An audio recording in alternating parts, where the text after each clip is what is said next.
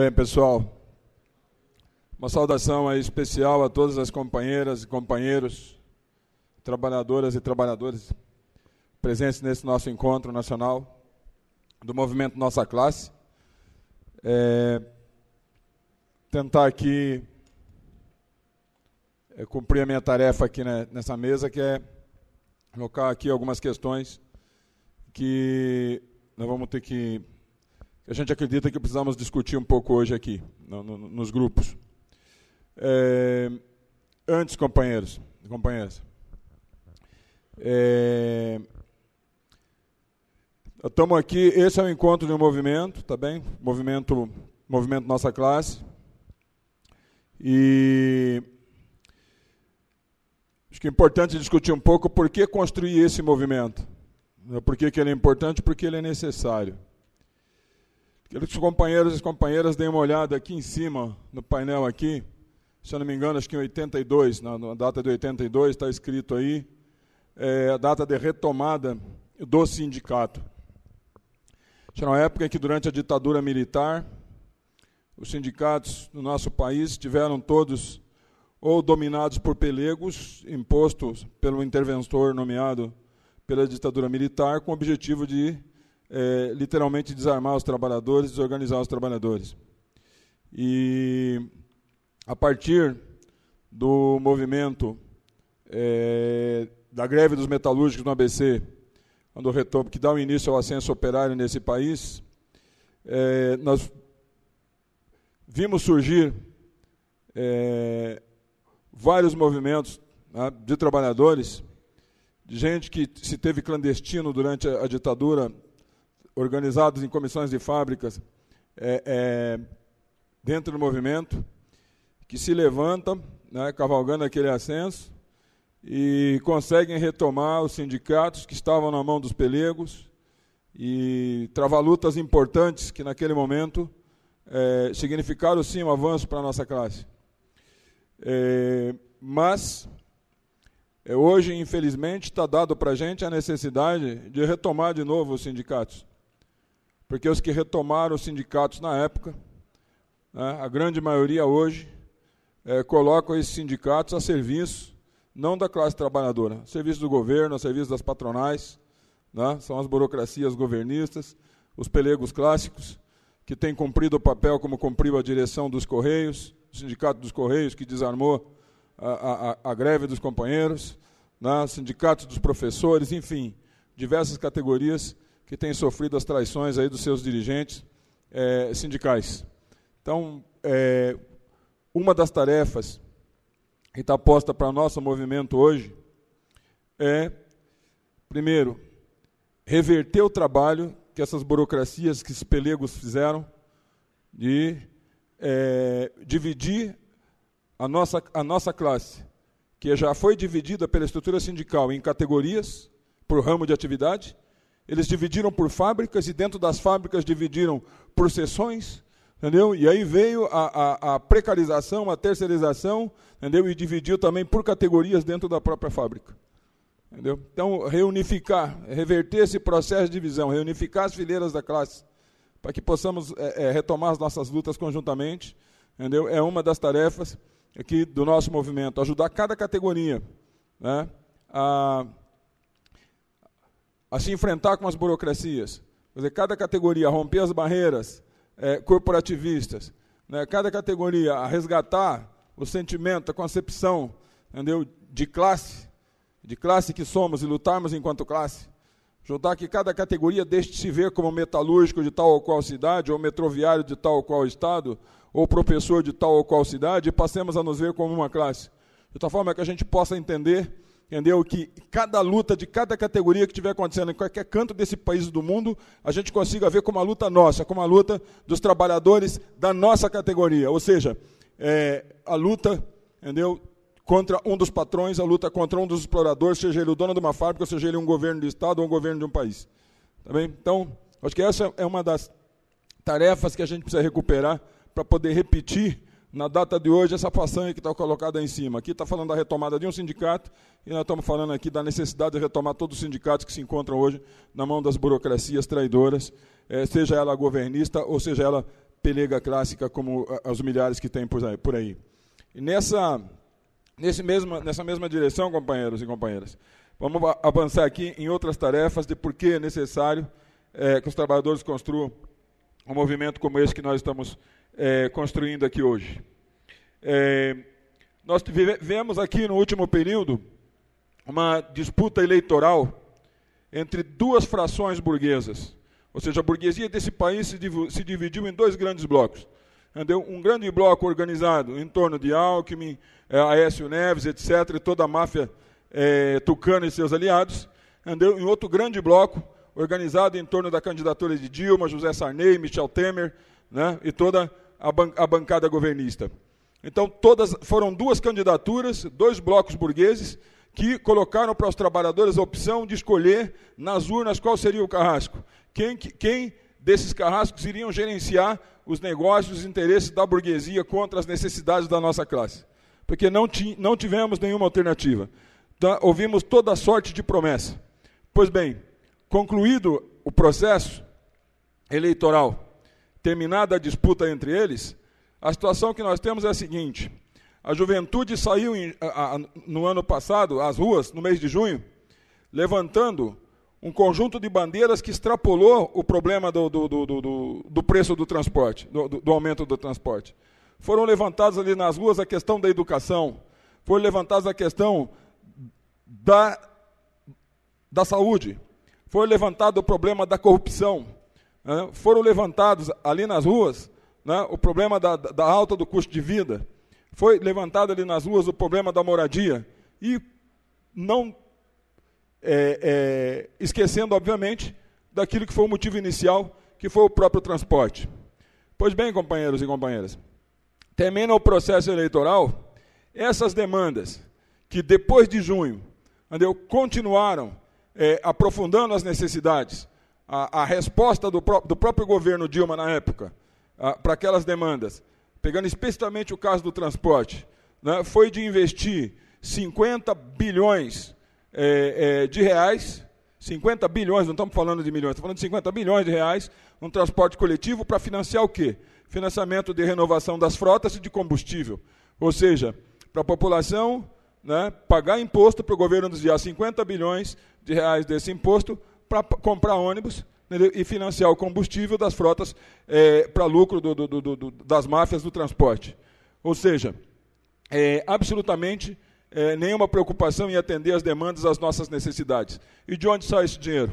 Esse dinheiro, obviamente, sai do dinheiro da educação, da saúde, de previdência social, né, e tudo mais. Isso, aqui em São Paulo, o próprio Haddad chegou a falar: pois bem, retiramos o aumento das passagens, mas de algum lugar vai ter que sair o dinheiro. E quizás da educação e quizás da saúde. Não teve o menor escrúpulo, a maior vergonha de dizer isso aí abertamente. Então, chega a esse nível. Então, companheiros e companheiras, terminado o processo eleitoral agora, entendeu? Não só essas demandas não foram atendidas, como a situação começa a piorar. Porque os planos de ajuste que o governo Dilma disse que vai fazer, né, ataca mais profundamente ainda a educação, ataca mais profundamente a saúde, ataca mais profundamente ainda a previdência social, né, e vai mais fundo no ataque aos direitos trabalhistas mesmo da nossa classe. Vai mais fundo, né, na questão da precarização do trabalho, na questão do arrojo salarial, né. Então, a partir dessa situação, né, o nosso movimento tem que levantar, entendeu, bandeiras, entendeu, bastante claras, no sentido de ajudar os trabalhadores, cada categoria, a se organizar, né, sabendo aonde quer chegar, sabendo onde e o que é preciso conquistar. Problema como o problema da água, né, essa crise hídrica que está colocada. Entendeu? É necessário a gente saber como chegamos a isso. Entendeu? São 20 anos que não se investe um centavo, né, falando de São Paulo, na manutenção ou na criação de novos mananciais. Por quê? Porque o objetivo da Sabesp não é mais deixou de ser suprir a necessidade de água da população. O objetivo da Sabesp, a partir da privatização, da venda de mais de 49% das suas ações ao setor privado, passa a ser assegurar o lucro do setor privado. E, por consequência, é necessário reduzir o gasto com mão de obra. Então, se aprofunda o processo de terceirização na Sabesp. E, por consequência, também, a queda da qualidade, porque as empresas terceirizadas estão aí para lucrar e tampouco vão gastar dinheiro e investir no sentido de treinar e qualificar a mão de obra dos seus funcionários. Né? Problemas como materiais. Entendeu? O companheiro, funcionário da Sabesp, informa numa palestra que faz na USP, que hoje, a cada 5 metros de tubulação, existe um ponto de vazamento. Existe material que, se fosse utilizado no lugar desse material que é utilizado hoje, que é mais barato, se utiliza esse mais barato para se obter mais lucro, existe um material que haveria um ponto de vazamento a cada 100 metros de tubulação. Ou seja, reduziria drasticamente o problema dos vazamentos, que levam mais de 40% da água tratada. Né? Nenhum investimento em processos de tratamento de água. Né? Nenhum investimento no sentido de assegurar a proteção ou a criação de mananciais ou de proteger, né, os lençóis freáticos contra a contaminação, seja por agrotóxico, seja por materiais pesados, etc. Entende? Então, estamos vivendo aí essa crise hoje, que, segundo os companheiros dizem, não é mais um perigo de falta de água. Porque a falta de água já está colocada, já estamos vivendo a falta de água. O perigo que o companheiro aponta hoje é o perigo de acabar a água.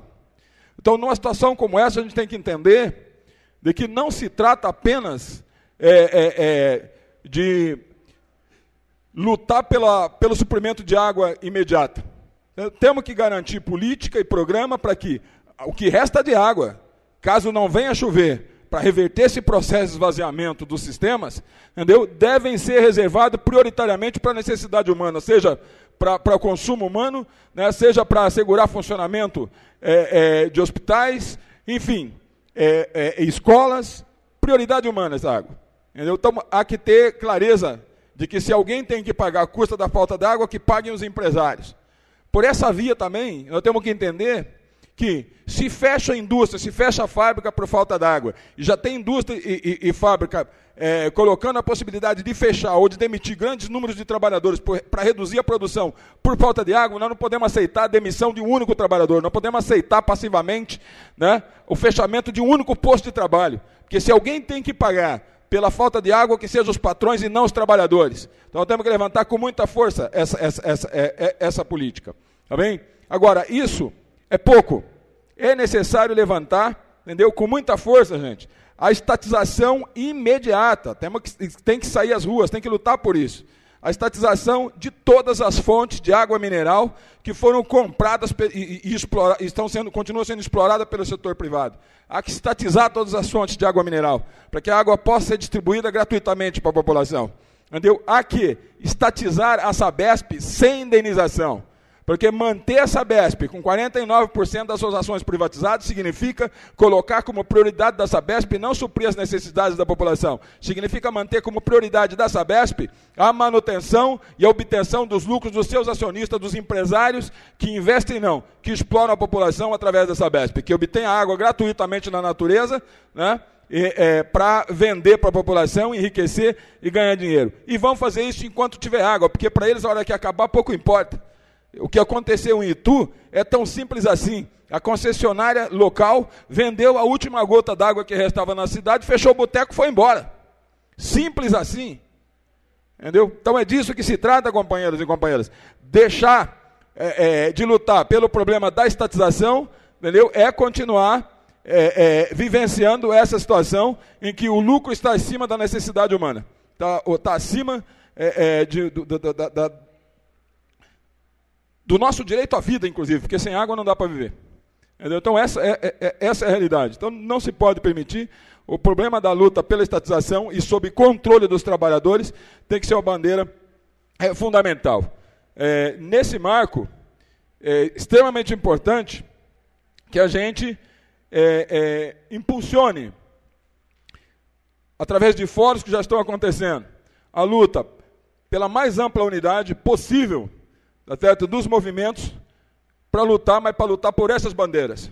Porque já começam a surgir também alianças, e nós temos que apostar que surjam as alianças, né, que envolvem, inclusive, setores governistas, os que venderam a água, por exemplo, né, para dizer supostamente lutar pela água. Mas lutar pela água em São Paulo, porque interessa a eles fazer oposição aqui ao governo Alckmin.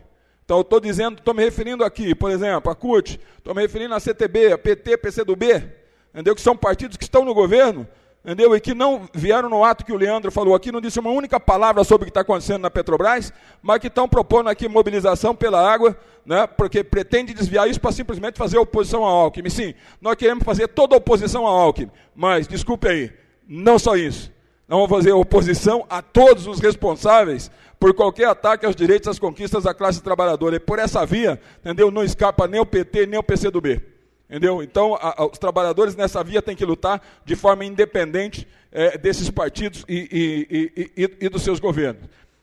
A outra questão, companheiros, é o seguinte, ter clareza de que essa sede de lucro que a gente está falando aqui dos capitalistas é o que está por trás disso.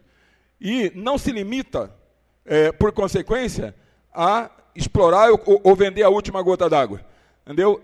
A situação que a gente vive, quer dizer, no país, de contágio de lençol freático, né, de consumo de água, 70% pelo agronegócio. 70%. O que o agronegócio exportou, segundo dados também de companheiros, de água, na forma de carne e de outros produtos, no ano passado, daria para manter a população abastecer a população de São Paulo de água por quase 100 anos. Então, 70% da água consumida tem ido para o setor do agronegócio. 22% vai pela indústria. E para as casas, para a residência, apenas 8% no gasto de água, segundo o dado que esses companheiros falam. Então, nós estamos falando de qualquer coisa. É algo que só os trabalhadores podem dar resposta para essa crise. Porque não será o agronegócio, não será a indústria, entendeu, que vai evitar ou vai fazer qualquer coisa para evitar, entendeu, a nossa catástrofe.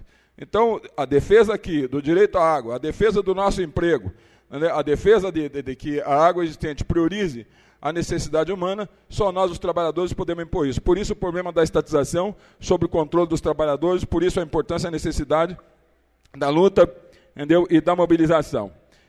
A outra questão também, companheiros, é a seguinte,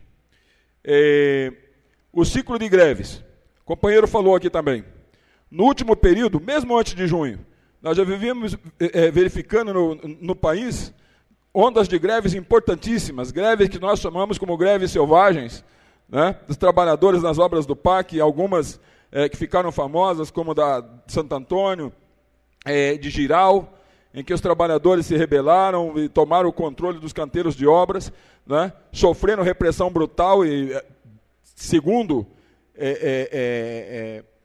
os setores do movimento, existem trabalhadores que foram presos desde a época e nunca mais apareceram.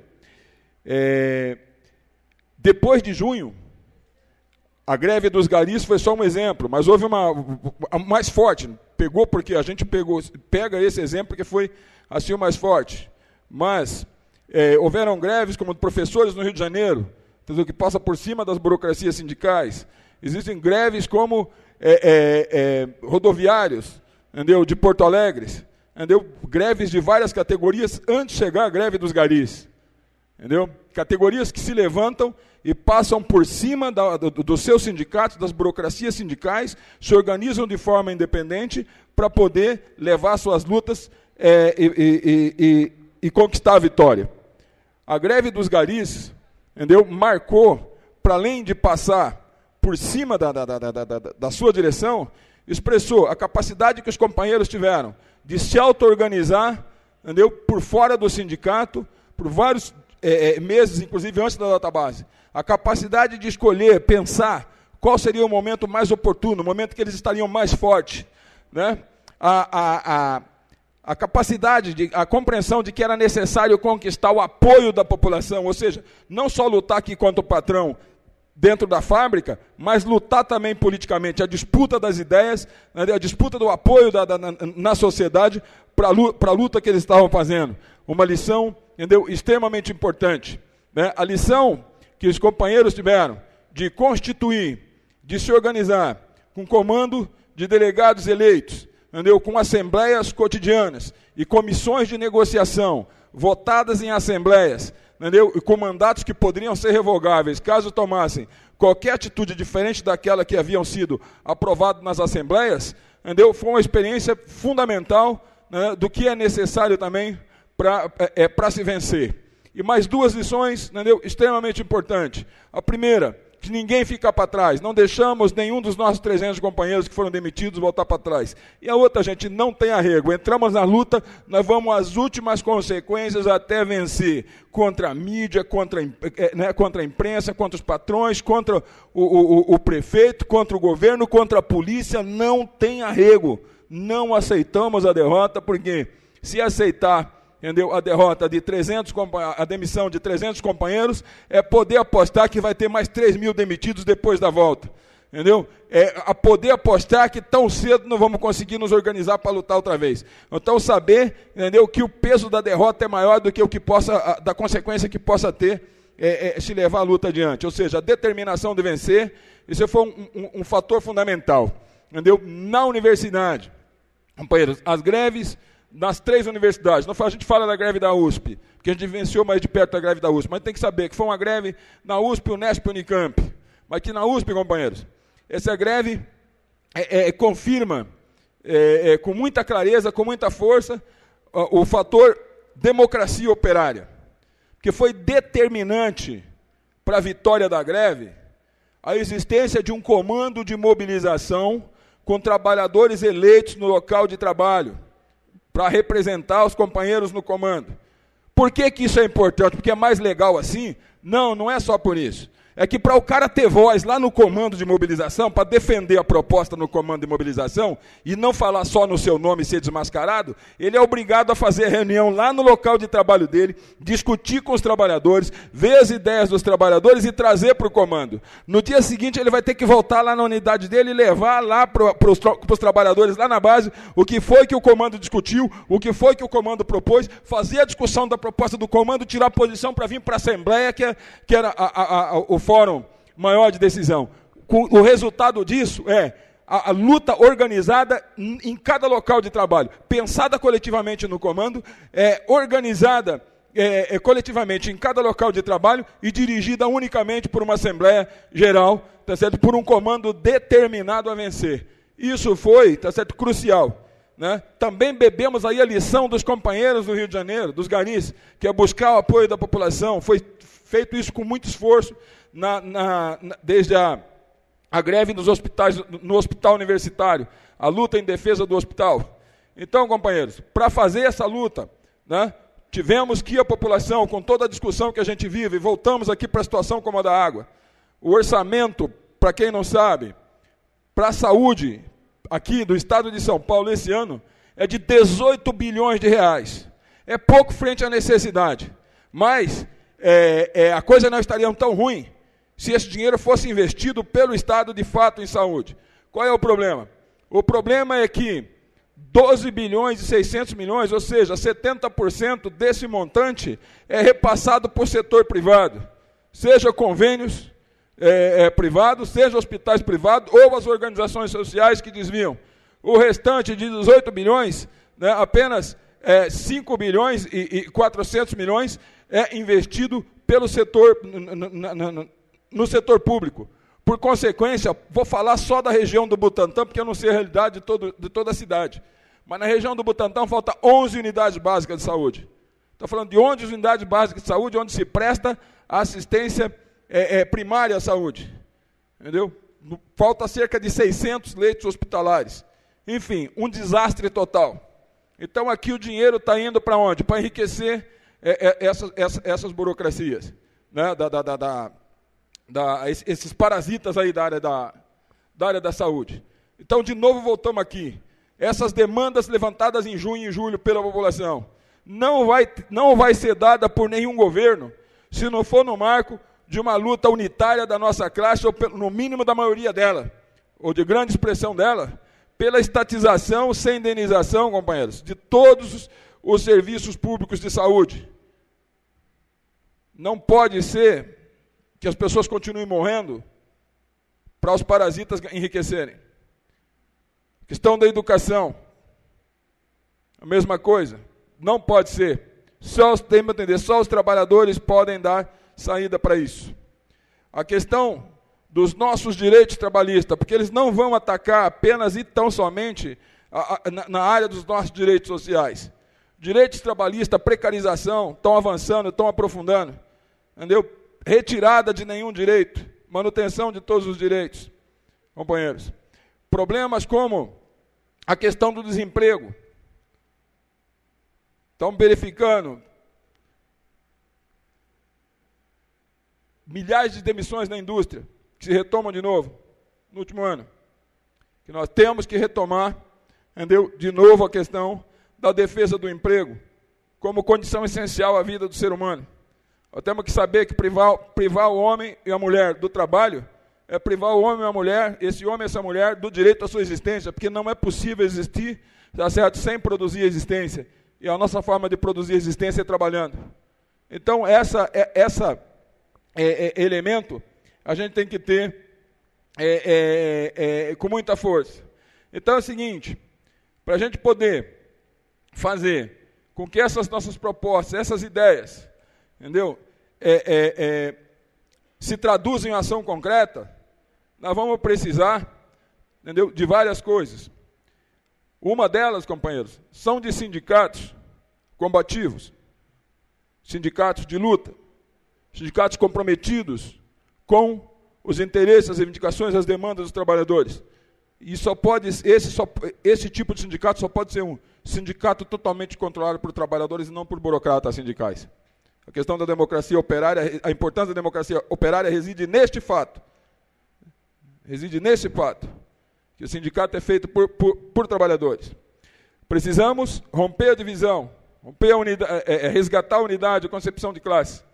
E isso não é possível se não for no marco de discussão, debate aberto, de todas as diferenças que possamos ter, tá certo, no nosso movimento. Daí, companheiros, a importância da gente travar uma luta, quer dizer, no interior da Conlutas, da CSP Conlutas, né, para que impulsionemos, para que a Conlutas impulsione um encontro nacional de trabalhadores, para que dirija esse mesmo chamado para intersindical, né, que são as centrais sindicais que estão por fora desse marco governista, que estão por fora desse setor que busca construir um movimento para salvar, entendeu? O governo Dilma, dizem ele, contra a direita, só que a direita está dentro do governo. Como é que você vai salvar o governo Dilma de Sarney, por exemplo? Como é que você vai salvar o governo Dilma do Maluf, por exemplo, se está junto com eles no governo? Não tem como, eles se abraçou com essa direita.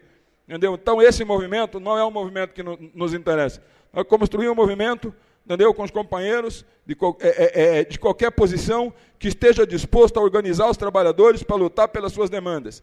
Entendeu? Para, nesse marco, travar um enfrentamento, seja com o governo, seja com os patrões.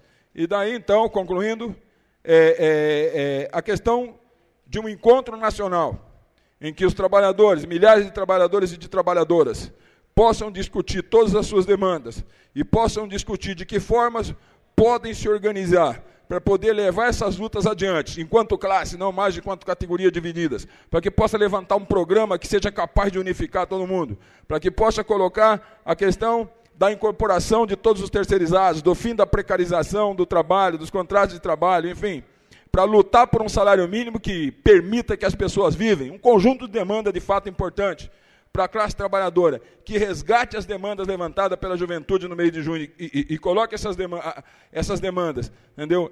Para a classe operária lutar por elas, né?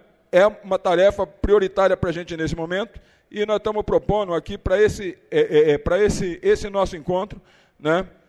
Apontar hoje essas perspectivas para que a gente possa tentar, de fato, construir um movimento que possa fazer a diferença na luta de classe.